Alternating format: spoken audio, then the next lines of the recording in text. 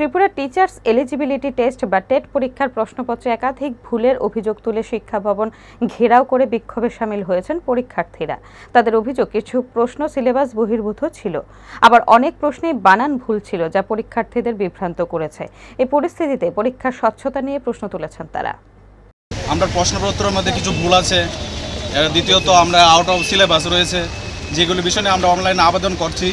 তারপরও কিছু কিছু আরও প্রশ্নপত্রের মধ্যে কিছু কিছু ভুল ছিল, যে প্রশ্নটি আমরা চেয়ারম্যান স্যারের সাথে দেখা করার জন্য চেষ্টা করছি অনেকবার, কিন্তু দেখা করা সত্ত্বেও স্যার আমাদের কথা কোনোভাবেই শুনতে রাজি না। তারা এই বিষয়ে কোনো ধরনের আমাদের বক্তব্য মানতে রাজি হচ্ছে না।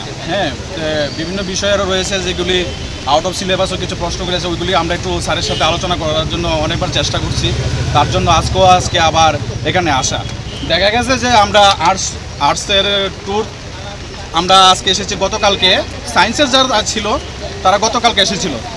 স্যার ওনাদের যাবতীয় যত বক্তব্য আছে, প্রশ্নপত্র ভুল আছে, ওইগুলি স্যারে সুন্দরভাবে শুনেছেন, দীর্ঘক্ষণ সময় লাগিয়ে গুলি যাচাই করেছেন, গুলি কী বিষয়গুলি কী সবগুলি তাই নিয়ে দেখেছেন, বলেছেন। কিন্তু আজকে আমরা আসার পরে তো আমাদের কোনো বক্তব্য তিনি শুনতে রাজি না। কোনো ধরনের বক্তব্য আমাদের সোজা বলেছে যে এই বিষয়ে কোনো কথা হবে না। কিন্তু